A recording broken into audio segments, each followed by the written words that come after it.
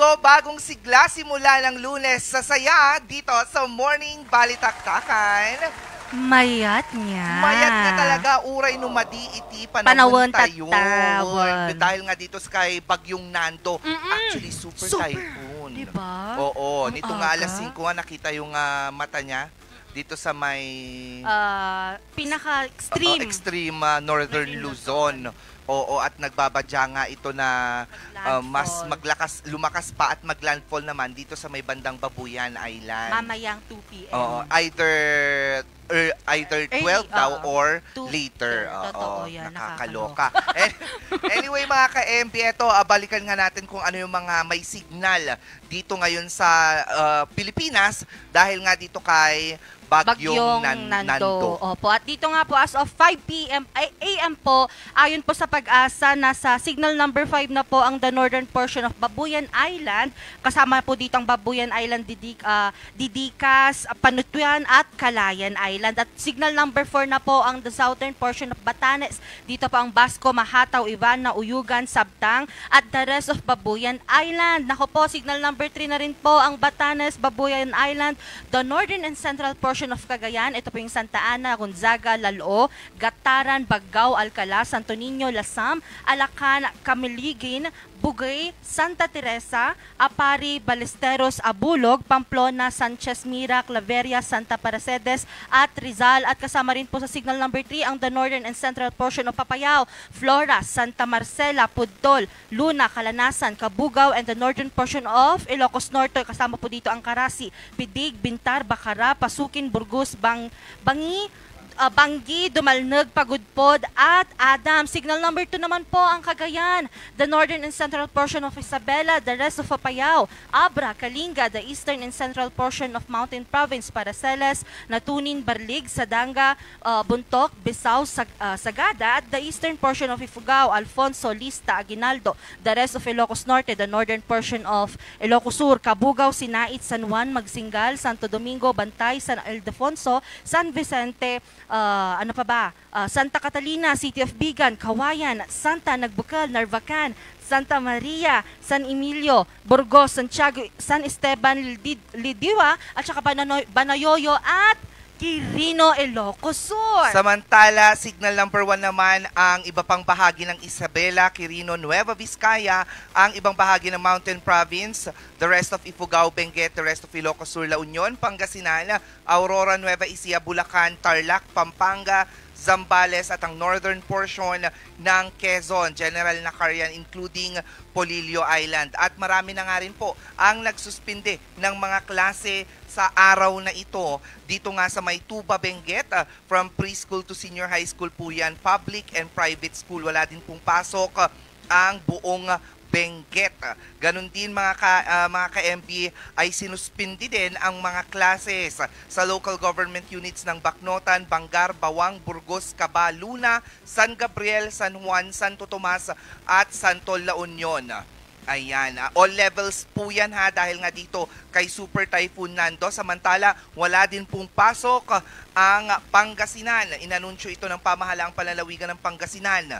Kahapon lamang, gayon din mga ka-MB, wala din face-to-face classes or suspendido ang klase ng buong level naman for public and private educational institutions dito sa syudad ng Baguio. Ang number coding din ay suspendido. Samantala mga ka-MB, walang pasok at inanunsyo ng Malacanang ang pagsuspindi nga ng lahat ng antas at trabaho sa pamahalaan.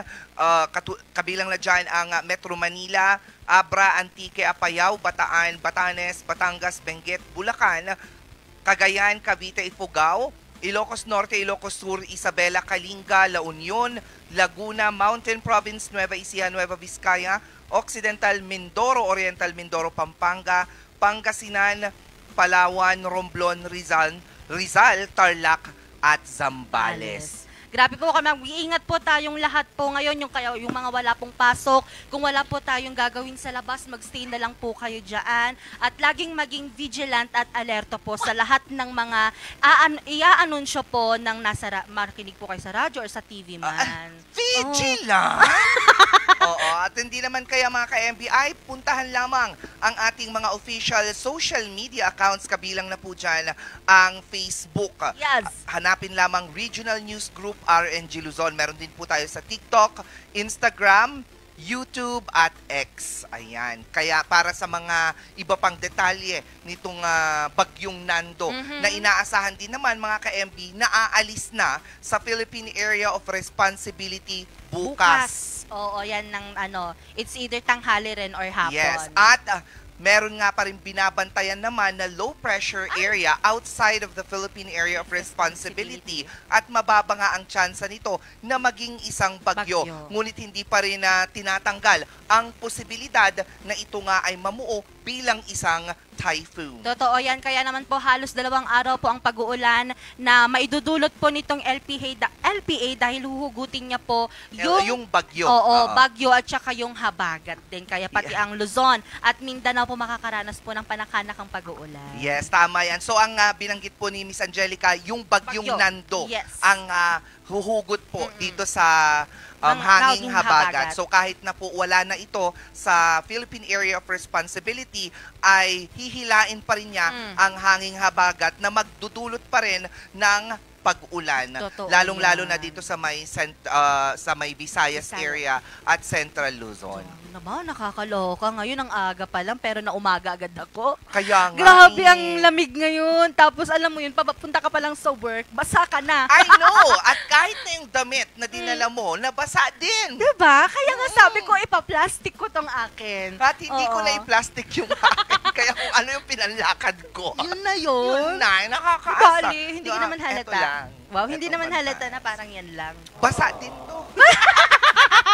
Mangangamoy yan. Sobrang mangangamoy talaga. Pero alam nyo ba na ang amoy pala, mga ka-MB, ay nakakapagpaalala sa atin ng nakaraan? Oh, di ba? Amoy at nostalgia ang sikreto ng sense of smell sa pagbabalik ng alaala. Dito yan sa Katawonder.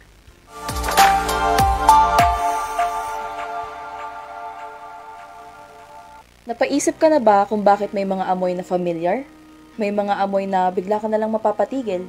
Yung tipong naglalakad ka lang at naamoy mo sa karinderyang itlog at sinangag. Then boom, childhood unlock. At may makakasalubong ka lang at maalala mo ang high school crush mo. Ang sense of smell natin or olfaction, according to Harvard researchers, scent takes a shortcut in our brain. Dumediretso ito sa amygdala at hippocampus, yung bahagi na may kinalaman sa emotion at memory. Di katulad sa ating other senses na dumadaan pa sa sorting area ng ating brain, ang amoy ay hindi na. Diretso na agad to sa limbic system o sa madaling salita ay ang headquarters ng utak natin. Ang tawag sa sensation na ito ay nostalgia. Nostalgia ay nanggaling sa Greek word na nostos na ang ibig sabihin ay return home. Algos o pain na originally nilalarawan ang psychological distress na kadalasang na-experience ng mga sundalo na gusto nang umuwi galing sa paglaban para sa bansa. Karaniwan itong may kinalaman sa mga sentimental na alaala ng pagkabata, family, friendships. Maaaring matrigger ito ng mga sensory memories gaya ng isang particular na amoy, kanta, o bagay. So that explains kung bakit isang langhap lang ng mga random na pabango ay may naaalala tayong mga tao. O ang mga amoy ng liniment. Ito yung mga essential oils. Pag nakaamoy tayo nito, minsan our bodies react to it by aching kahit hindi naman masakit ang likod natin. Muscle memory? Pero literal. Scent is one of the strongest triggers of autobiographical memory. Ang mga moment na may core feels, nakakabit madalas sa isang specific na amoy. What you smell ay hindi lang pala basta amoy. May science behind it. Para siyang portal pabalik to your most treasured moments. Ikaw ba? Anong amoy nagpapaalala sa'yo sa nakaraan? Ako, ang naalala kong amoy, yung gamot. Yung gamot na kulay green. Oo. Meron. Oo, yun. Yun yung kasi nga, pinabili sa akin yun ng nanay ko dati. Ay, pinakuha ng nanay ko yun dati sa akin nung bata pa lang ako. Kunin mo nga yung ganito. Yung katin mo, sabi ko sa kanya. Diba? Kasi wala pa akong idea nun. Ngayon, ako na ang gumagamit ng gano'n. Nakakaloka! Yeah, kasi more on ang mga gumagamit nun noon talagang mga lola, lolo. Yes, mga Newtanders. Newtanders Ngayon, kailangan talaga. ko na rin siya. Parang diba? Marami na rin ganon. Marami gumagamit na. ng mga Gen Z sa mga ganyan. Tapos nag-evolve na. Meron yung iba nasa inhaler type na siya. Yes, yung iba yes. balm na siya. Oo. Di ba noon liquid lang siya eh. Hindi, Ganun- kwan siya ganun dati, lang. hindi liquid Ah. dati. Paste, Paste siya, para lang siyang siya. paste. Oo. Diba? Ah. Oo, pero yun na yung mabango ngayon kasi sa mga kabataan din. Oo, yung mga Nakaka-refresh. Tiger Balm, ganon. Oo, yun nakakaloka naman yun. Pero Lalo masaya na yun. ngayon, kailangan natin yan kasi nga tag-ulan. Alam mo yung pabago-bago yung panahon. Oo, tapos, ay, pati amoy ng ulan, Ulan. actually nakakapagpaalala din. Yung amoy ng lupa kapag nababasa. Oo, ang baho. Hindi, pero kasi may distinct siyang amoy na sa Yes. probinsya mo lang siya maaamoy. Yes, Oo. you know, it will bring you back to your roots. Oo, di ba Sabi kapag ko, sa tuwing- ilalim ng lupa. Hindi, tuwing umuulan kasi noon sa probinsya, tapos may talagang malakas. Doon kasi kami naliligo. Ay, saan? Sa ulan. Sa ulan kayo naliligo? Oo. Paano kayo naliligo sa ulan? Like, ganyan. Kasi kami sa labas. Hindi, sa labas na habang umuulan. Kaya naamoy Ay. namin yung naamoy Real. namin yung lupa. Pero nakaka-happy din na itong Oo. mga amoy na ito, nakakapagpaalala sa'yo pabalik. Totoo. Oo, pagkain. Pag may naamoy ka, naglalakad ka lang.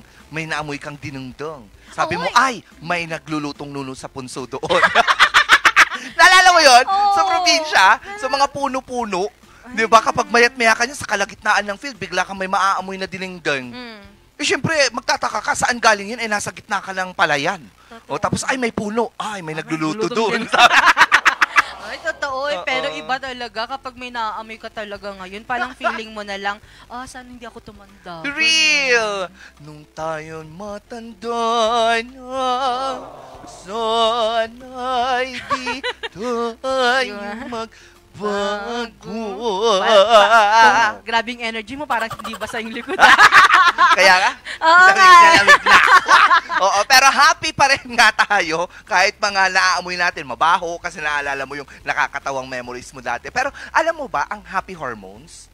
O yung tinatawag nilang yung serotonin. Oo. Serotonin. Madalas nararanasan. Ikaw, madalas ka madalas magkaroon ng talaga. serotonin. Oo. Mataas yung serotonin level mo. Nako, Happy Hormone Explained mga ka-MB. Kilalanin ang serotonin at ang papel nito sa ating buhay dito sa Fact na Fact.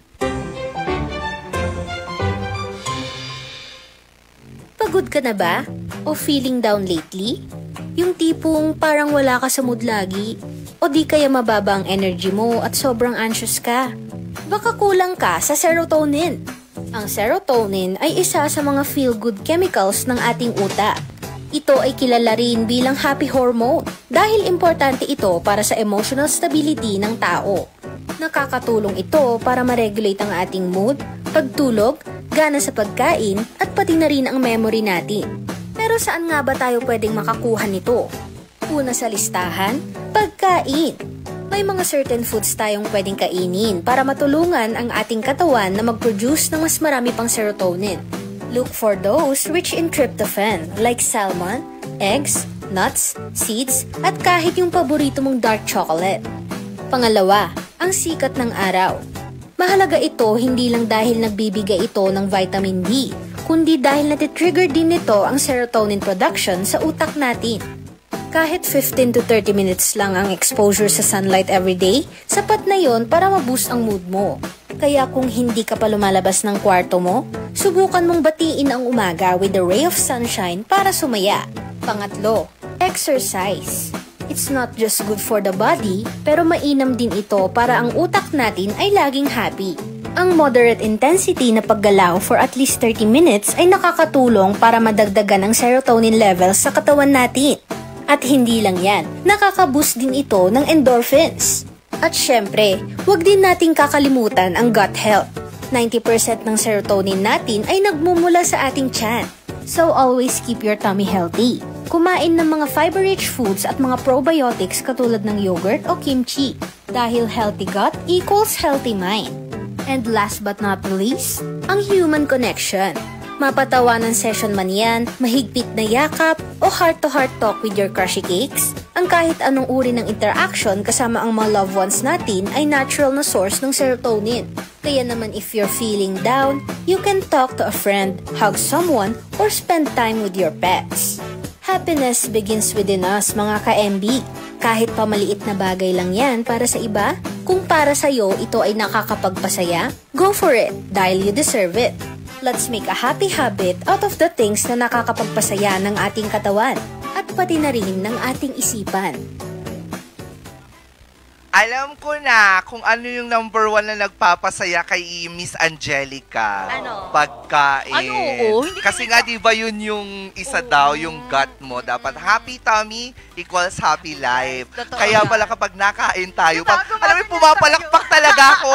Sorry. Ako pag natutuwa ako sa kinakain ko, pumapalakpak talaga ako kahit nasa public place pa Ako ako. mapapahama ko yung...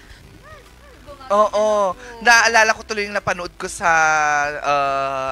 Reels ng Facebook. Yung kumakain siyang gano'n. Ate, ang sarap! Sabi talaga, nalaki na mo yun. Yung sumigaw talaga siya sa sanggipsalan. Ate, ang sarap! Grabe! Gumanon at tumayo pa talaga siya. Uy, Diba? pero iba talaga ang naidudulot ng food. Yes. At yung may specific na tao na tinatawag mong happy pill mo, na kahit na wala pa siyang ginagawa, wala pa siyang sinasabi, pag nakita mo na siya, biglang umangat yung serotonin level mo talaga. Ikaw, Diba? meron ka ba nun? Happy, wala. Ay, meron ngayon! Sino? Meron akong happy pill! Sino? Secret. Secret? Oo. Sa sobra namang nanood kasi ako ng isang pelikula na naman. Na happy ako doon. Yung Kontrabida Academy. Masaya. Ganon. Yung ano ba? Yung sa may Korean? Yung ikaw! Si Barbie Fortes ang bida. Bakit ako? Sabi ko ba? Nakaka-happy. Alam mo ba, over the weekends, what I did was to watch. And that's one happy pill for me as well. Watching series, movies, feel-good movies. Ay, totoo yan. Like that. And then you are with someone na friend mo, and then you laugh together about it. Like that. Ay, ako din nanood ako ng Sabado. Anong pinanood mo? Yung kay Rico. Yung Siya ang happy feel mo ngayon. Saan ka man naroroon, yung 491 episodes, natapos ko yun in just 2 days. What? Oo. Pero teka na lang naman siya, 21 minutes lang naman. Okay. Oo, pero grabe. Like, alam mo, pag nakikita ko pa lang siya, parang buo na yung araw ko. Ganun. Oy. Paano pag nagpakita nga talaga Uy, siya? wag naman. Wag naman. Akin na Diba? yung cellphone At lang. pinasalubungan ka ng pagmamahal, ng yakap na isa ring nagbibigay ng boost ng serotonin level mo. Ay, why not? Gusto mo ba yon? Oo. Ayaw call. Go. Ayaw call, sabi niya. Pero speaking of pasalubong mga ka-MB, nako, ano nga ba itong pasalubong na to? Higit pa sa regalo, isang simbolo ng kaugalian at pagmamahal daw ng mga Pilipino. Alamin natin yan dito sa Share Mo To.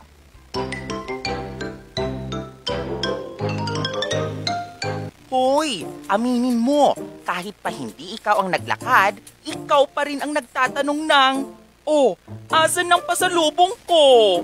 Diba?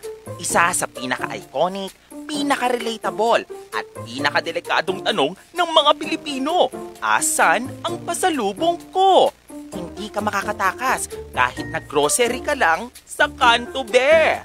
Pero teka, hindi lang basta hingian to ha. Pasalubong is more than just food, souvenirs, or kung ano-anong binibili natin.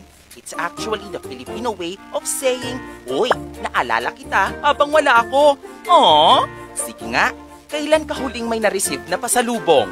Yung tipong galing Baguio, may dala pang strawberry jam, ube jam, at syempre, di mawawala ang walis tambong rebonded. Ang pasalubong ay galing sa salitang salubong, as in, pagsalubong sa isang mahal sa buhay. Kaya yung simpleng binili mo sa biyahe o kahit fishball sa tapat ng school, pasalubong na yan kapag may kasamang naisip kita. At alam mo bang minsan kahit chichirya lang yan o candy, mas masarap pa sa mamahaling regalo? Bakit ka mo? Kasi may effort. May, kahit pagod ako, naisip pa rin kita. Boom! Pasalubong culture is real!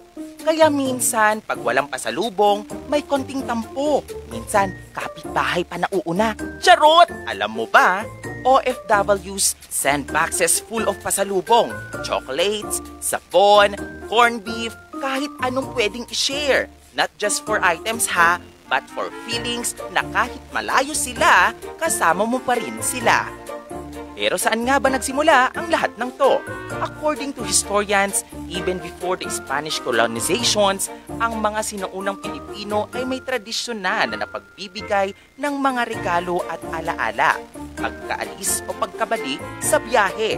Pagdating ng mga Kastila, nag-integrate ang idea ng souvenir culture sa ating kaugalian. Pero yung core ng pasalubong, ang pag-alaala sa mahal sa buhay ay atin yon. Tatak Pinoy yon. Kung aalis ka man o kahit tricycle lang ang sinakyan mo, magdala ka naman ng konting pasalubong. Kahit turon, kahit fishball, kahit yakap lang. Basta't galing sa puso, pasalubong na yan. Pasalubong, maliit na bagay, pero punong-puno ng pagmamahal. Tatak Pinoy, tatak maalaga, tatak naiisip kita. Uy! Nakakatuwa. Pero may tanong.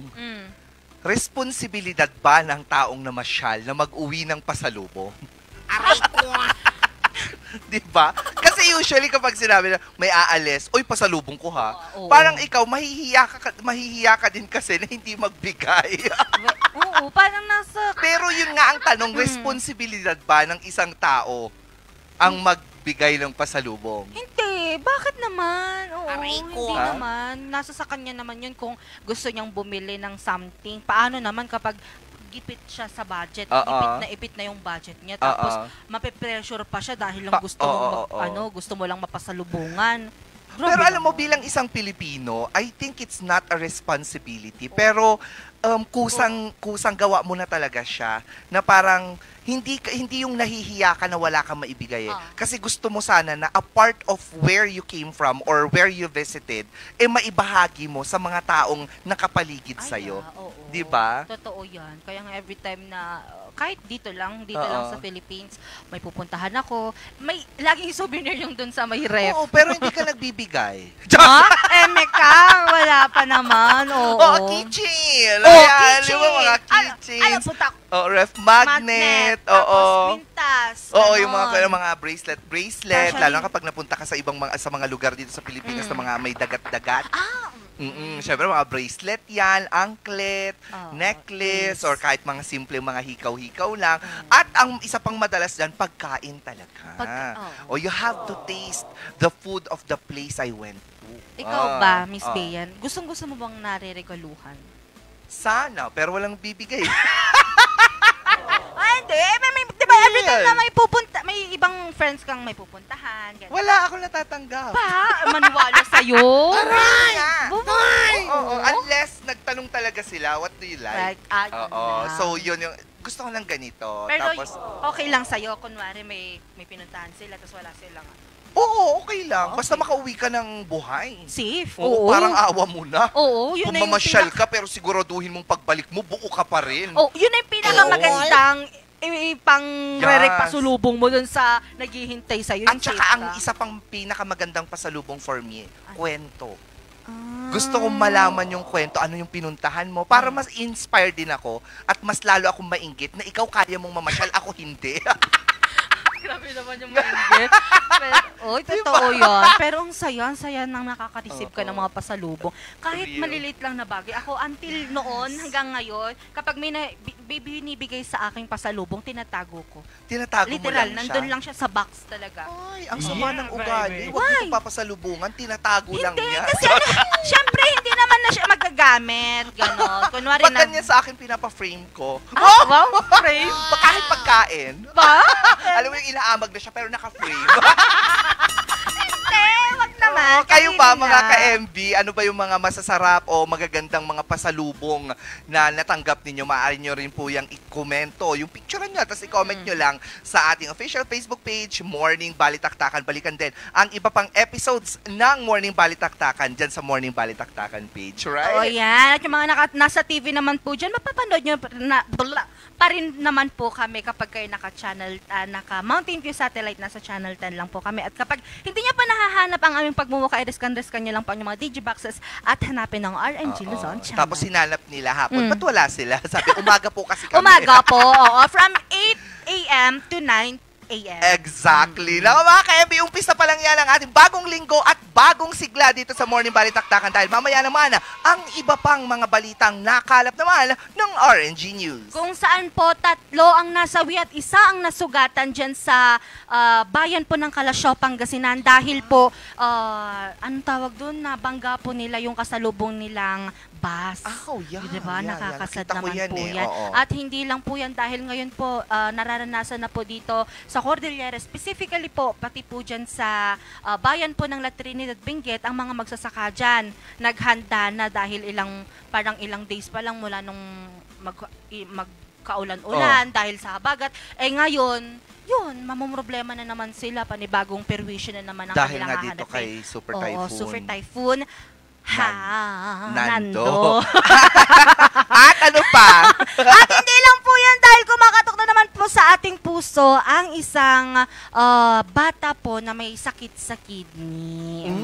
Wow, I like Diba? that Ay, ha. Oo, gusto, kailangan din talaga nating ilabas itong mga ganito para Totoo. matulungan. Tama. At syempre mamaya din, ikilalanin naman natin ang Gen Z at ang mundo ng media.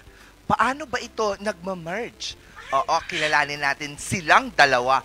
Mamaya yan. At syempre, hindi natin papalampasin ang pagkanta dahil naniniwala tayo sa kasabihan na kapag kumanta ka, aalis ang bagyo. Totoo. Diba, isipin nyo yun mga ka-MB, last mga bagyo, diba kanta kami ng kanta ni Miss Bea? Nawawala. Diba? Natutunaw siya. Feeling ko may power tayo na kailangan nating mag-unite. Reunite! Trust us, the voices that we have, powerful yan. Mga ka-MB, lahat ng yan sa pagbabalik ng Morning Balitaktakan.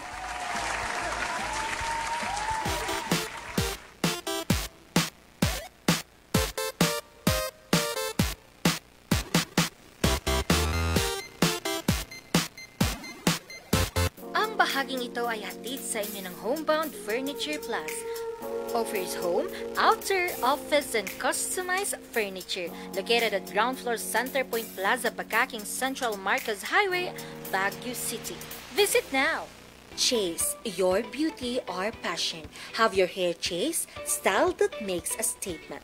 Located at the Outlet 1 Assumption Road, Baguio City. You may contact us via 0917-188-6877. Ang bahaging ito ay hatid sa inyo ng Puerto de San Juan Beach Resort Hotel and Residences. Puerto de San Juan Beach Resort Hotel and Residences, a high-end and exclusive residential enclave and boutique luxury resort located at the heart of San Juan, La Union, the surfing capital of Northern Philippines.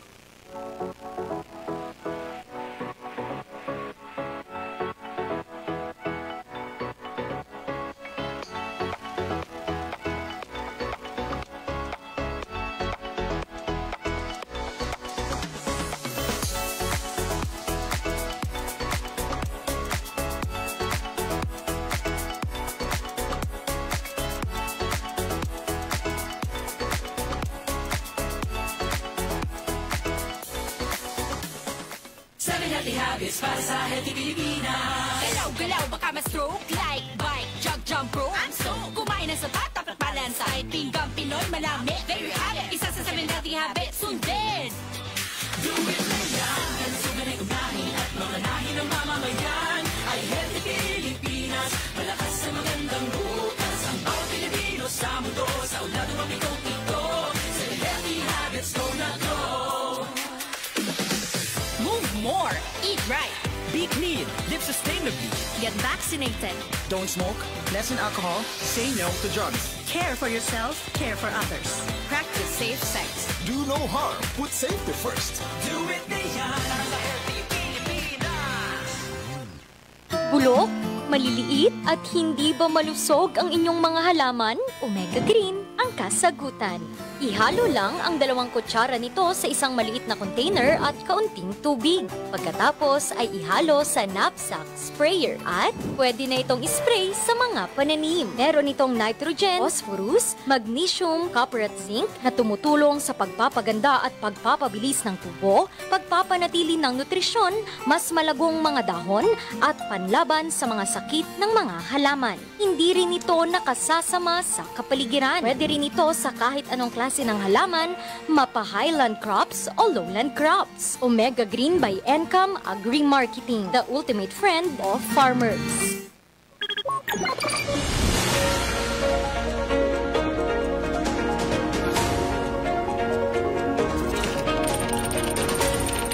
Ang iniwan nitong pinsala ang pagbulusok Sa aking kinatatayuan, ng COMELEC ang bilangan Anong pananalasa ng bagyong Chemical na ginagamit sa pagmimina. na makakapagpabuti sa buhay ng dating tennis court ng Baguio Athletic Court ng El Nino na nararanasan. sasakyan dito sa bangin nang matumba ang poste ang posibleng pagbuho ng bundok. mula sa News Center ng RNG Luzon. Ito ang Luzon Headlines.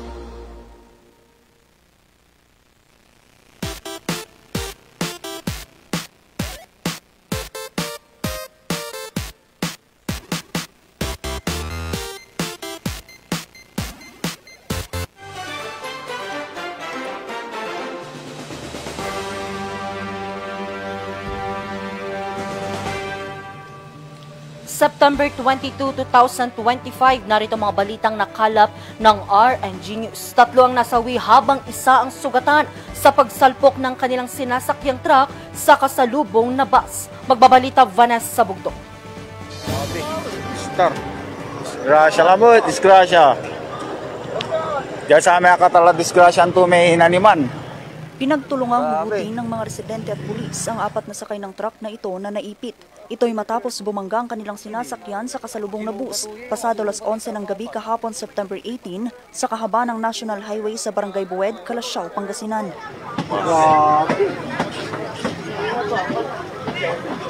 Five-star. Sa investigasyon ng PNP, papuntang Santa Barbara ang truck habang papuntang Dagupan City naman ang bus nang maganap ang insidente. Meron siyang inubertikan na motor, then nakuha niya yung linya ng bus at doon po nagkaroon ng head-on collision. Sakto naman nandun naman na yung 5-star bus at doon po nagkabanggaan po sila sa lane ng 5-star bus po. Sakay ng truck ang isang pamilya. Sa videong ito, nahugot na buhay ang 3 taong gulang na batang lalaki.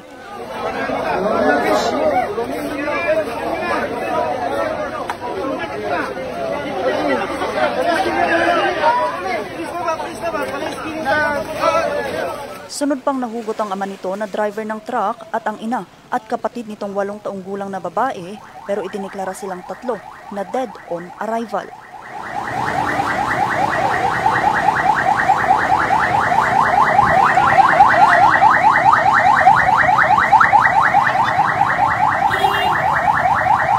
Naipit po sila. So, agad naman na narespondihan together with the MDR MO at saka mga BP and other force multiplier. Nakuha po sila dun sa, natri po sila dun sa sasakyan at naita po sa hospital. Kaya lang, sa kasamang palad na binuoil po ng buhay. Dito arrival po yung 3. Sa kasalukuyan ay nagpapagaling pa sa paggamutan ng 3 taong gulang na bata. 7 naman ang sugatan na sakay ng bus, kabilang na ang 44 anyos na lalaking driver.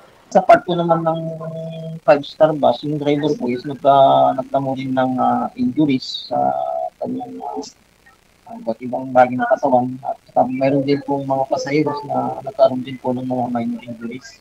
Dagdag pa ng PNP, accident-prone area daw ang lugar lalo na tuwing gabi. Nagpapatuloy pa hanggang ngayon ang investigasyon ng mga pulis sa insidente. Vanessa Bugtong, RNG News. Panibagong bangungot muli ang haharapin ng mga magsasaka sa bayan ng Latrid, Benguet dahil sa epekto ng Super Typhoon Nando. Narito ang report. Mahigpit na itinali ni Tatay Tito sa kanyang taniman ang mga plastik Pananggal lang daw ito sa inaasang malakas na buhos ng ulan sa inaasahang pananalasa ng bagyong Nando sa Northern Luzon. Ito'y lalo pat 3 araw pa lang ang nakakalipas matapos ng itanim ang kanyang litsugas at nagsisimula pa lang mamulaklak ang kanyang strawberry sa strawberry farm sa La Trinidad, Benguet. Pero nangangamba siya na baka muling bahain ang kanyang tanim. Sumangkot nga typhoon kami ni. Sumangkot kita tanil mi. Muna pa ino kasta ilang ko dita piston dita pa creek. Bigla nga nungay ket abuto na dito nga banda. Inuman dal mo lang ang panganan mi timula mi kakarota ko. Panay lindingan pangalan mi ti nagdispinsis mi ututangan mi. Kabado rin dito si Violeta na bumabangon pa lang mula sa epekto ng habagat noong Hulyo. Yun nga ang problema namin. Kahit ano, konti lang na ulan, basta malakas, mga 30 minutes, flooded na dito. Kaya ganyan ang itsura ng tanim namin. Ilan lamang sila sa libo-libong magsasaka sa bayan ng La Trinidad na naghahanda na para sa paparating na bagyo. Matatandaang isa ang bayan sa nakaranas ng magkakasunod na pagbaha dahil sa habagat at mga nagdaang bagyo nitong mga nakaraang buwan. Ang mga nasabing pagbaha, isinisisi raw nila sa ginawang flood control project sa Bolo Creek. Sumikip kasi ang daluyan ng tubig kung saan mas lalo pa raw bumagal ang paghupa ng baha. Portal di ko ma di maisimpa dari pag nanti danom tapno sungay nga umayos di danom. Kami no minsan mo stagnan dito isang ma-flood kami ito eh. Baka kurang lang siguro pag nanti danom. Yung ginawa nung yung flood control na yan, yung linagay na culvert dyan na black. Imbis na walang flood, noon wala yun, hindi kami masyado na-flood dito. Nung ilinagay na doon, yun, parang ang dali-daling bumabalik yung tubig. Mag-interview sila ng mga farmer dito para siyempre ang farmer sila ang nakakaalam kung anong nangyayari dito sa farm.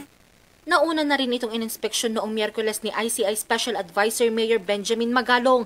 Nakipag-ugnayan na ang La Trinidad LGU sa Department of Highways and Public Works para agarang masolusyonan ang problemang ito. Nagtatrabaho naman sila para makagawa ng magandang program of work. So, bigyan natin silang ng tsansa na tapusin yung programa at kung talagang wala, doon na siguro tayo magsisi kung sino man nagkamali. Para importante dito, pag-usapan natin yung solusyon, yung problema. Pinaghahandaan na rin ang ilang barangay sa bayan na madalas ding bahain gaya sa Barangay Pico. With the coming na bagyo, talagang hantay yung expectaran man. We have to, iba kami di constituents ni Jai nga, they have to prepare na at pangato ka na mabasbasa nga. Kasi ma'am, naglinis kami mo di kanal ni PDRRM ni Katwa. We have to be alert, ma'am, to whatever na mangyari. First, bagaan mi lagi na constituents mi. Tapos, ma'am, no mangyari ti flooding, ada mo ti NDRRMC nga pangihawsan mi kanyada. Sa kabuuan, 3 barangay ang maigting na babantayan ng MDRRMO. Angel Arquero, RNG News. Kumakatok ngayon sa ating malasakit ang magulang ng 2 taong gulang na si Hans na lumalaban ngayon sa sakit-sakiti. May kwento si Ron Marana.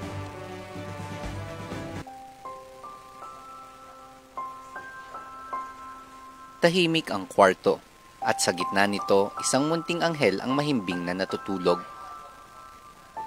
Para bang payapa ang lahat pero sa likod ng bawat paghinga may laban siyang hindi nakikita ng mata. 2 taong gulang pa lamang si Hans pero maaga niya nang hinaharap ang sakit na nephrotic syndrome, steroid resistant in relapse. Yun, June 15, doon namin nakita yung pagmamanas niya lahat na mismo. Pero nung unang araw, yung unang mata niya lang. Kasi akala namin parang kagat lang ng ipis. Ayun. Tapos parang pinaano namin ng ilang araw. Ayun. Hanggang sa naging buong katawan na rin. Pati tiyan niya lumobo, tumigas. Di na rin siya makaihi. Ngayong buwan lamang, halos 2 linggo silang nanatili sa ospital. Pero sa kabila ng lahat ng gamutan, humantong na ang kanyang sakit sa acute kidney injury stage 3. Kaya ayun nga, yung genetic test na siya. Sa India pa itetest yung dugo niya. Kaso, mahal kasi. Nasa $399 US. Tapos yung shipping fee niya, $75. Kaya hindi rin namin yung pera. Bukod pa sa planong genetic test, araw-araw ding iniinom ni Hans ang 13 klase ng gamot bilang maintenance. Malaki ang gastos kada gamot, kaya habang nakatutok ang ina sa pagbabantay, sa konstruksyon naman kumakayod ang ama. Nahihirapan po kami sobra dahil ganun po kadami yung gamot niya. 13 na gamot. Lalo na po yung maintenance niya na isa na sa Manila pa po talaga bibilhin. 8K po ang isang bote.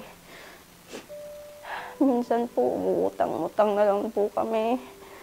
Tapos humingi na lang din po kami ng tulong. Ganun. O kaya pupunta po kami sa DSWD, sa munisipyo po nila sa Nueva Ecija. Kaso talagang kulang pa rin po talaga dahil pamamahal po ng gamot niya. Kahit na nagtatrabaho po yung papa niya, kaso talagang kulang pa rin po. Sa kabila ng laki ng gastos at paulit-ulit na pagbabalik sa ospital, patuloy silang lumalaban at nagbibigay ng lakas na magpatuloy tuwing nasisilayan ang anak. Kaya naman nananawagan sila sa mga may puso at kayang tumulong para mabigyan ng pag-asa si Hans. Humihingi po ako ng tulong sa inyo. Sana kahit konting tulong lang po, malaking tulong na din po yun sa amin na makalipong po kami ng 35K para po sa genetic test po ng anak ko. Kasi hindi po talaga namin kaya yun.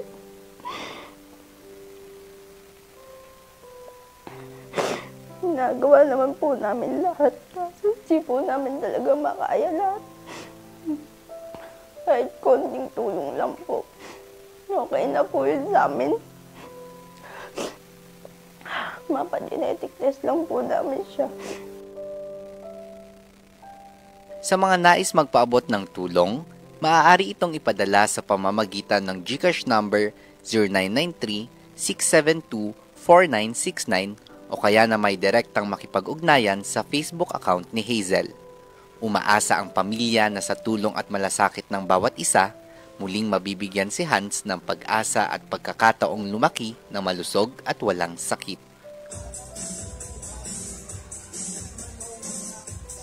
Ron Maranan, R&G News. At yan ang mga balitang nakalap ng R&G News. Abangan naman mamayang alas 5:45 ang maiinit at nagbabagang mga balitang hatid ng Luzon Headlines. Muli ako si Angel Arquero para sa Morning Balitaan. Magbabalik ang Morning Balitaktakan. Magandang umaga sa ating lahat.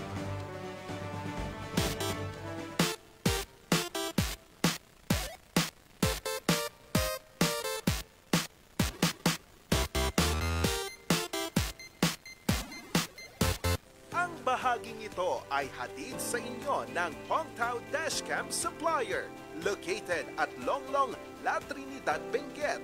Hongtao, para sa mga kailangan ng inyong sasakyan. Surf to Sawa with the most affordable prepaid fiber to home, powered by Converge. Enjoy unlimited internet for just 700 pesos a month. Walang lock-in period or kontrata. Napakamura at 4 pesos daily only. Mabilis at available nationwide. Visit us today at the ground floor of Baguio Methodist Building, Marcos Highway, in front of BGH Flyover, or like and visit our Facebook page, Highland Internet Surf to Sawa. Ang bahaging ito ay hatid sa inyo ng Bases Conversion and Development Authority, a prime mover of national development. We transform former military bases and properties into premier centers of economic growth. Ang bahaging ito ay hatid sa inyo ng 2.188 Cafe, located at Ridgewood Hotel Mabuhay Accommodation at 17 Julian Felipe Street, Barangay Luwalhati, Baguio City. At ng Brizzle Ridge Cafe, located at Brizzle Ridge Residences Condominiums, Pacdal via Ambuclaw Road, open from 7 a.m. to 6 p.m. Maaari niyo silang i-contact sa 0906-058-4232. Seven Healthy Habits para sa Healthy Pilipinas. Sabay handa ang balikat ng may karamay sa bigat. Sila'y iniingatan, ngunit sarili huwag kalimutan. Mahalaga ka.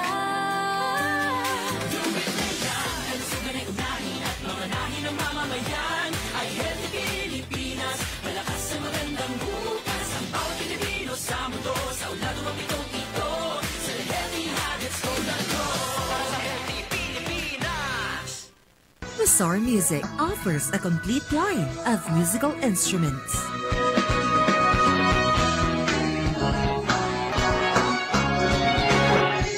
Wazar Music, Baguio's pioneer in online music and art lessons.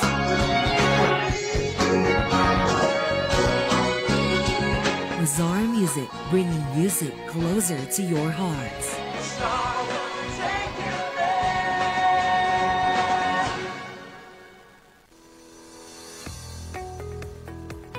Looking for a place to stay in Baguio City? Find your calm at Hotel Supreme. A good dip at their pool.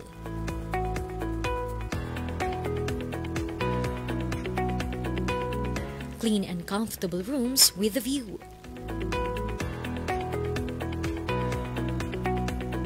Accommodating staff.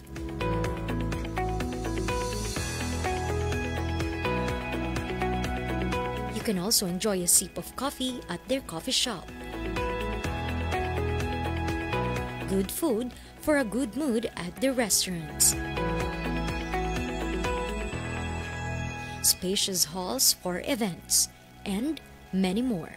A perfect balance of business and relaxation, all at Hotel Supreme.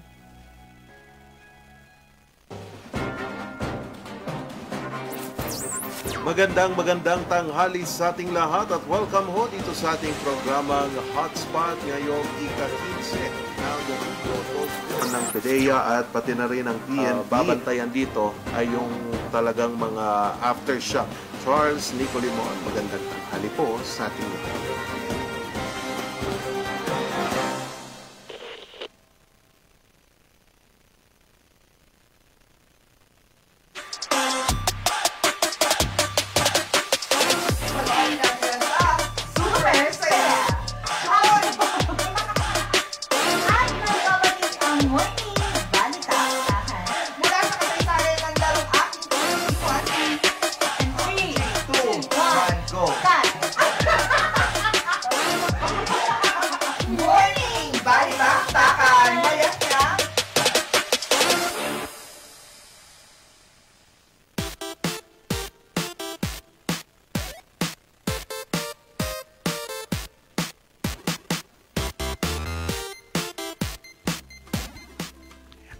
Babalikang morning balitaktakan, mga ka-MB, Gen Z at ang mundo ng media, iba't ibang paraan ng pagkonekta, pagtuklas at pagpapahayag. Alamin natin yan dito sa Gen 6.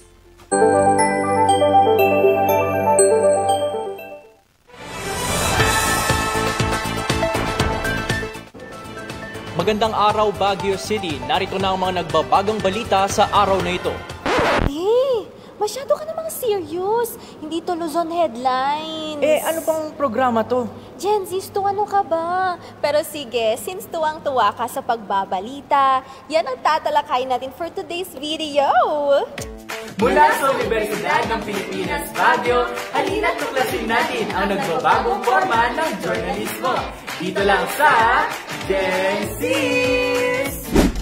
Dahil napakalapit sa puso namin ang pagbabalita, tatalakayin natin kung paano nga ba binabago ng mga Gen Zs ang larangan ng pamamahayag o journalismo. Mula sa pamamaraan ng pag-consume ng balita hanggang sa kung paano ito ginagawa, malaki ang nagiging impluwensya nito sa bawat henerasyon. Kaya tara, atin itong explore. Hindi na tulad ng dati kung saan kasabay ng pagkain ng pandesal at paghigop ng kape ang pagbabasa ng dyaryo. Para sa mga Gen Zs na katulad natin, ibang-iba na ang pamamaraan natin kung paano tayo makibalita. For real, lumaki na tayo na halos araw-araw cellphone ang hawak natin. 81% ng mga Gen Zs ang gumagamit ng social media. At akalain mo, ito ang primary source of news nila. Madalas kasi gusto nila yung mga mabilis na ma-absorb mga visual contents. Gaya na lamang ng TikTok at IG Reels. Tama ka dyan! Marahil dahil ito sa kanilang maikling attention span. Akalain mo yun? 8 seconds ang average ng kanilang attention span kumpara sa mga naunang henerasyon. Balik tayo ulit doon sa dopamine sa brain, sa chemical sa brain na dopamine. So, yung dopamine na to, feel-good chemical. Aside from the dopamine, it also goes with the neuroplasticity. Ibig sabihin nun na yung brain natin ay parang plastic. Ibig sabihin nun na kung ano yung nakasanayan ng brain mo, yun yung lagi niyang hahanap-hanapin. So kung nasanay ka sa ganitong content na short reels, yung sa TikTok, ganon, hanap-hanapin yung brain mo yun. And then eventually, you will feel good about it kasi nabuboost yung dopamine mo. And yun yung dahilan kung bakit nagkakaroon ng short span. Tignan mo to, yung ibon lumalangoy. Ano ka ba? Fake news yan. Huwag ka basta-basta naniniwala online. Pero alam mo ba, may tinatawag tayong social first journalism? Ibig sabihin nito, dahil sa social media, may kakayahang gumawa ang mga journalist ng mga balita na madaling maintindihan ng mga kabataang katulad natin. Kung dati, masyadong tradisyonal ang pamamahayag, ngayon, unti-unti na tayong nag-a-adapt sa digital world. Since lahat tayo na naka-focus na sa social media, matanda man o bata, parang mas madaling na-feed sa atin yung information. At saka sa social media kasi, kahit anong genre, anong content, nandyan na lahat. Ikaw na lang mamimili kung ano yung babasahin. Kakaunti na lamang yung mga nagbabasa ng dyaryo. Kaya as much as possible, kailangan din nating mag-adapt. And kailangan din nating i-feed kung ano talaga yung pangangailangan ng ating mga viewers. Kilalanin naman natin si alias Newsboy Kulas, na 3 dekada na nagbebenta ng dyaryo. Dahil noon, kompleto, mayroong magazine, may comics, lahat ng mga pan, mayroon noon. Dahil wala pa cellphone noon, that was 1990s. Talaga, iba talaga ang binta noon kaysa sa ngayon. Wala pa sa kalahati. Instant.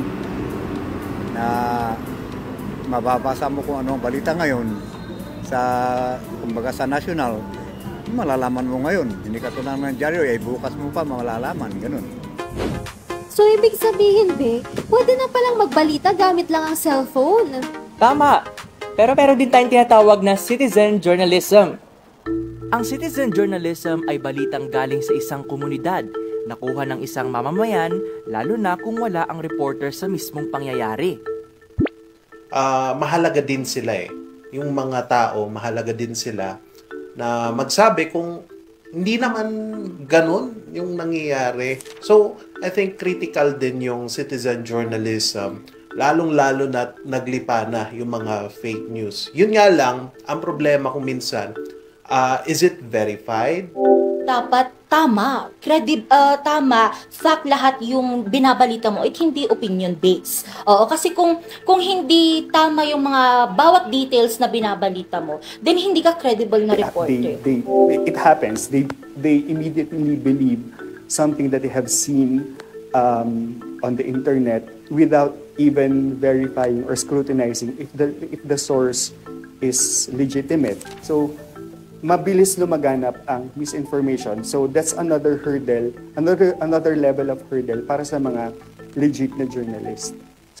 Ayan, kahit na nagbabago ang media landscape natin, mahalaga pa rin magatid ng tamang impormasyon. Responsibilidad natin bilang nagko-consume ng media na matiyak na tamang impormasyon bago natin ito paniwalaan.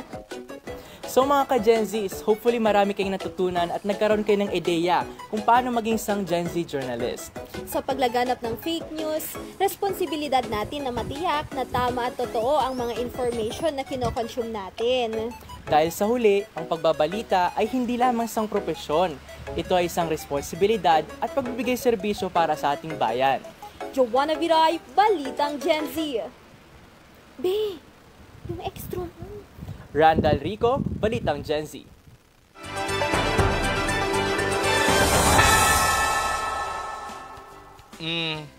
May galit ka, Diyos? Ay, pero ang galing naman nila. Siyempre, maraming salamat kay Randall Rico at Joanna Marie Viray ng University of the Philippines, Baguio City. At makakasama nga natin sila ngayon, pero dahil nga dito kay Nando, ay makakausap natin sila sa isang medium ng komunikasyon. Wow, ano ito, Miss Bea? Internet. Internet, oo. Yes. Kasama ka natin ngayon si Randall Rico at Joanna Marie Viray. Hello, magandang umaga. Good morning po. Oh. Rico, Ba't iba ka na, Randal? Iba na yung mukha mo. Magandang morning po, Miss Bea and Miss Angel. Ayan, si Randal. At saka si Joanna. Nasaan na siya? Good morning po, Miss Angel and Miss Bea. Ayun, ang ganda naman. At ang pupogi ng ating mga guests ngayon online. Sana dyan na lang kayo. Huwag kayong lalabas. Pero tingnan mo naman ang freshness ni Joanna. Oo. May pa-highlighters sa pinakababang eyelid. Kamusta ang paggawa ninyo nitong Gen Zs ninyo at bakit ito yung naisipan natin na ipakita or ipakilala sa ating mga viewers? Ayun. Mauna ka na, Joanna. Okay. At first po kasi is we are thinking kung ano nga ba talaga yung magkakatulad na passion namin ni Randal.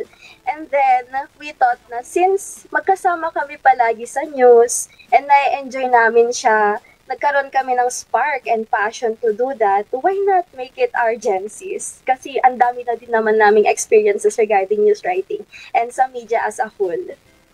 Ay, nice naman. How about you, Randal? Dagdag ko lang po sa sinabi ni Joanna, aside from interest namin siya. Kasi ngayon, hindi na lang Gen Z yung parang latest ngayon sa generation. Di ba? May tinatawag na tayong Gen Alpha. Yung mga, may sarili na silang languages, di ba? Mm-hmm. Pero, medyo skeptical din yung ganon kasi in the first place, medyo wala na rin silang time para magbasa ng balita. So, even ako, nung bata rin ako, wala rin kaming time para magbasa ng balita. Pero mahalaga na maintindihan din natin yung kahalagahan ng pagbabalita and at the same time, yung nagbabago na landscape po ng media.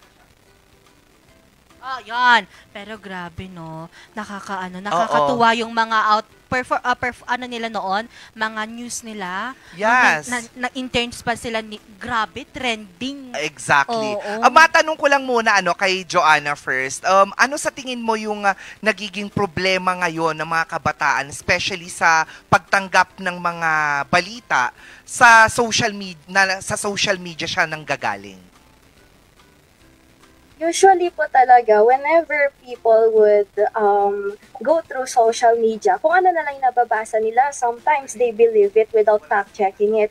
That is why, isa po yun sa mga hinighlight namin with our Gen Zs na if possible, kailangan mag-fact-check sila and make sure na lahat ng information na kinoconsume nila is talagang totoo at galing sa mga credible sources. That's why when we make our news, we make sure na lahat ng mga sources namin ay galing talaga sa mga credible people. Ganun po. Thank you so much. Oo nga naman, di ba? Dapat yung kredibilidad ang una talagang tinitignan dyan. Oo. Randal, ikaw, ano naman yung mga sa tingin mo nagiging struggle ngayon pagdating sa, yun nga, ang baba na lang ng attention span ng mga tao. Sa tingin mo ba, paano ito masusolusyonan para maipasok ang lahat ng mga impormasyon sa konting oras lang na kayang tanggapin ng mga kabataan ngayon? Maganda na nabanggit niyo, Miss Bea, yung konti na lang yung attention span ng mga kabataan ngayon. Exactly, parang 8 seconds na lang. Parang masanay na sila na sa TikTok lang, di ba? Pero ang danger nito is, kapag nagbasa sila ng balita ay nakita nila lang yung headline, hindi nila click-click or hindi na nila binabasa yung buong detalye. So, ang tendency nito is, nagiging misinformed sila and may possibility na i-share nila yung maling impormasyon sa mga matatanda, lalo na yung mga older people na naniniwala na lang sa AI, mga AI-generated content. Yun yung isang danger ng short attention span natin. Oo, pero gusto ko lang din matanong, no, kasi nabanggit mo na yung mga matatanda. Sa tingin mo ba, mas nai-engage ba ang mga Gen Z or mga matatanda sa mga fake news ba? Oo. Kay Randal na lang. Okay, sige po. Feeling ko po, although wala pa ako masyado nababasa pong study kung Gen Z ba or yung mga matatanda yung mas ang tawag dito, mas nagiging mas gullible, oo. Yes, Yes, magiging prone sa disinformation.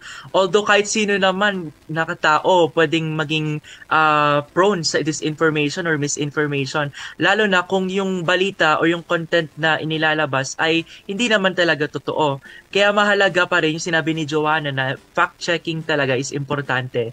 Kailangan makita natin kung latest ba itong binalita nila, kung credible sources ba yung mga na-interview, ganyan. So, anyone can be a victim po of disinformation. Kaya kailangan talaga na you have to learn more about the sources where you watch yung mga balita. At kailangan mag-double check ka din mag-fact check ka talaga. Joanna, sa tingin mo bilang isang kabataang nasa linya ng media, paano kaya sa tingin mo nakakatulong makakatulong o paano makakatulong ang isang katulad ninyong mga kabataan para sa mas magandang pagbigay ng mga balita? Mas mas fact. At maiwasan ang mga fake news. Siguro po we can make them aware through media literacy by sharing to them na not all news that you read and you see online are real. So, kailangan talaga maging aware sila na hindi sila basta-basta magtitiwala sa lahat ng nakikita nila online. So, what they should do is maging sila, wary talaga. Like, magkaroon sila ng trust issues as much as possible na they should think first na tama ba to? Like, may iba pa bang mga news agencies na nagsasabi na totoo to? May mga archival ba na nagsasabi na totoo ito? Or may mga data ba na talagang nagpo-prove na this information are real? So, isa yun sa mga siguro magagawa ng mga kabataan. And we as naging intern nga din ng news, we as much as possible also do teach other people na in terms of gathering news, kailangan talaga na primary source yung mga pinupuntahan namin. And, yun. Tama. Trust issues. Totoo. Huwag ka lang magkaroon ng trust issue sa karelasyon. Dapat sa news din. Oo. Bago ka manood, bago ka maniwala, kailangan siyasatin mo muna ng maigi. Tignan mo kung saan galing itong mga information na to. Tama It's nga like naman. you're dating the news. Yeah naman. Sa tingin mo, Randall, para sa'yo naman tong katanungan ko, sa tingin mo, ano yung kayang i-offer ngayon ng mga kabataang nasa journalismo na bago o kakaiba sa mundo ng media? Ayun, bukod sa mga nabanggit namin kanina, like, pwede na siyang i-air online, pero hindi lang naman panay negative yung nai-offer ng bagong landscape ng media. Meron din syempre yung positive. Katulad na lamang yung ginagawa na sa Luzon Headlines, kung saan na-interview namin sila Sir Charles, sila Ma'am Vanessa, Ma'am Angel, and Ma'am Valerie, na kahit na online siya, mabilis yung pag-disseminate ng information. Hindi katulad dati sa dyaryo na kailangan parang isang araw magsusulat ka pa tapos ipiprint pa nila sa papel, 'di ba? Pero ngayon sa online, sobrang bilis na ng pag-disseminate mo ng information. At isang kagandahan yon kasi even yung mga tao, yung mga communities, nakapag-provide sila ng ng mga information, mga first account na information na mahalaga rin sa balita po. And ngayon, yung mga Gen Zs natin ngayon, mas nagiging creative sila sa paggawa ng balita. Hindi siya masyadong traditional, pwede siyang maging catchy, kumbaga, at mas madaling ma-absorb ng mga madla. Totoo yan. Kasi yung mga trend yung aesthetic news presentation. Parang ganun na yung nangyayari ngayon. Kasi kailangan ng mga kabataan ngayon visual. Oo, dapat nagagandahan sila sa nakikita nila bago sila maka-engage. Exactly. Tapos doon pa lang sa pamamagitan na ganun, maaakit mo na agad yung attention nila, tapos doon na sila mag-i-stay doon sa news mo. Real na real yan. Ako, maraming salamat, Randall at Joanna. Joanna, may huli ba kayong mensahe? Mauna tayo kay Joanna sa mensahe sa mga nanonood sa atin ngayon at mga nais mo na ring batiin. Okay, so my message is thank you so much, RNG Luzon, for the opportunity and the experiences that I had. And binabati ko naman yung family ko, my mother, father, and my kapatid for always supporting me sa lahat ng mga pangarap ko. Ayun! Ay, wow naman sa mga pangarap! Sila lang ba, Joanna? Walang iba? Wala. Yes! Tigil-tigilan Parang hindi mo kita ako. kilala. This starts with letter. Silent ka lang. Randall, how about you? Ayun, maraming salamat din po, RNG Luzon, and especially sa Morning Balitaktakan na binibigyan kami ng platform para i-share po yung talento namin. Marami kami natutunan po dahil sa RNG Luzon internship at mas lalo pong nag-widen yung perspective namin pagdating sa media. Ayan, and binabati ko rin po yung mga family, friends ko sa UP, and of course, my lovey-dovey. Hindi ko pinakayo. Grabe ka naman sa hindi. Nakakasoy. Dapat ganun, Joanna. Huwag ka nga dyan, Joanna. Gigigil ako. Hindi pa. Makikita kita soon. Kala mo. Arte-arte. Arte-arte.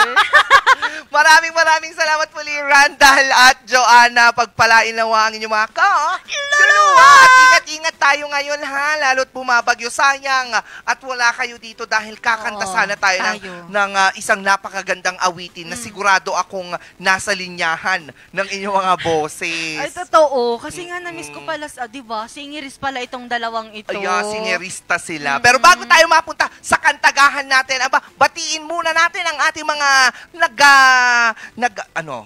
nagbobonggahang mga partners sa Morning Balitaktakan. Nariyan ang Pongtao Dashcam Supplier located at Longlong, La Trinidad, Benguet. Pongtao para sa mga kailangan ng inyong mga sasakyan.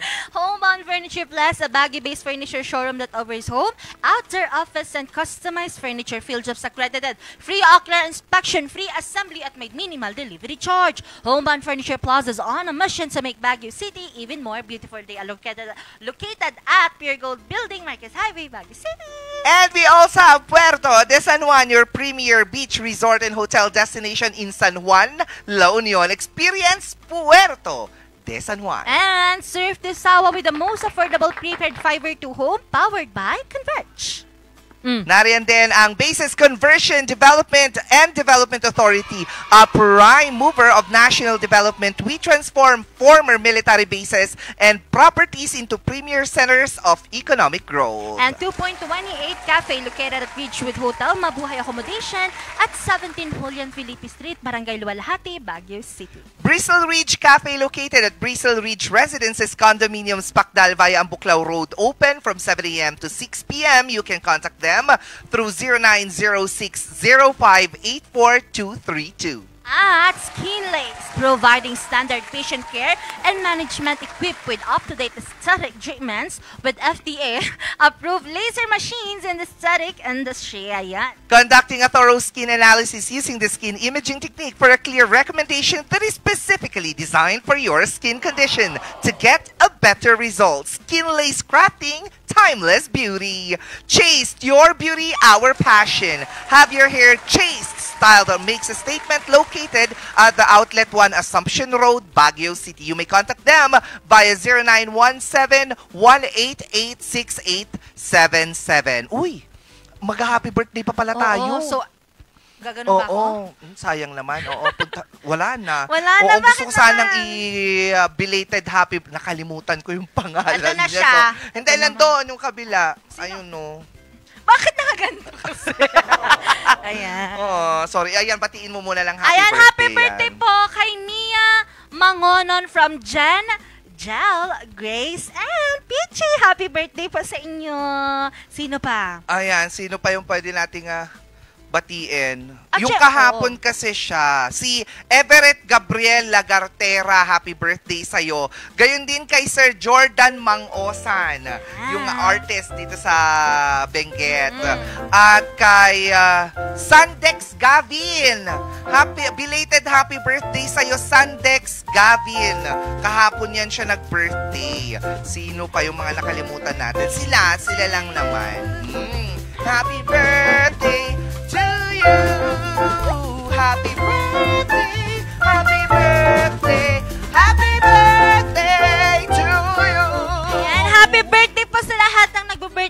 ngayong araw, pagpalain po ang inyong mga Luluwa!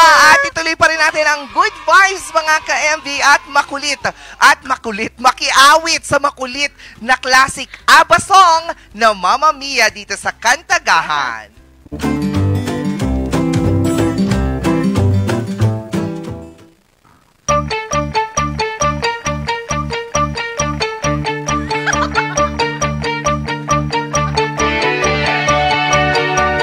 Let's go!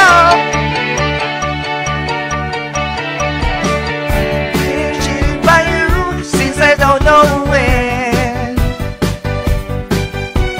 So I made up my mind, it must come to an end. Look at me now, will I ever learn? I don't know how, but I suddenly lose control. There's a fire within my soul. Just one look and I can hear a bell ring. One more look and I forgot everything. Whoa, Mamma Mia, here I go again. My, how can I resist you? Mamma Mia, does it show again? My, just how much I missed you. Yes, I'm broken hearted, blue since the day we parted. Why did I ever let you go? Mamma Mia, now I really know. My, I could never let you go.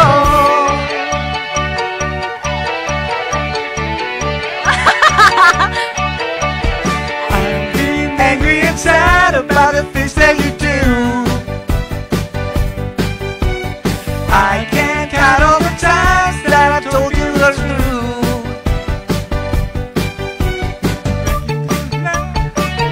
When you slam the door, I think you know that you won't be away too long. That's strong. Just one look and I can hear the rain. One more look and I forgot everything. Oh, Mamma Mia, here I go again. My, how can I resist you? Mamma Mia, does it show again? My, just how much I miss you. Yes, I'm broken hearted, blue since the day we parted. Why did I ever let you go? Mamma Mia, bye, leave me now and never. Mamma Mia, it's a game we play. Bye, doesn't mean forever. Mamma Mia, here I go again. My, how can I resist you? Mamma Mia, does it show again? My, just how much I miss you. Yes, I've been broken hearted, blue since the day we parted. Why did I ever let you go? Mamma Mia, now I really know. My, I could never let you go.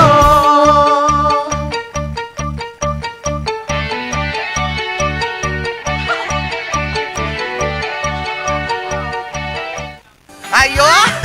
Ang galing natin. Ngayon naman. Napagod ako doon. Napagod ako talaga.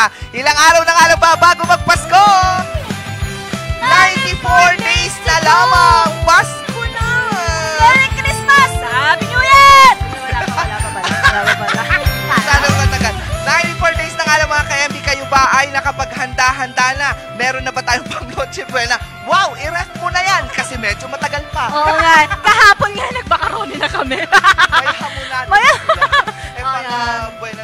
Noche Buena pa lang siya. Ayan. Ako mga ka-MB, muli nakasama niyo naman ang nag-iisang bumbilya sa umaga, Miss Bea. At nakasama niya rin ngayong Monday morning ang nag-iisang Chabebe Girl ng RNG, Miss Angel Arquero. Mag-ingat pa rin po tayo sa lahat po ng mga lumalabas, lalabas at meron pa rin trabaho dahil kahit ganito ang panahon, ingat po tayong lahat. Makita-kita tayo muli bukas dito pa rin sa masaya, very informative at inspiring na Morning Balitaktakan! Mayat niya!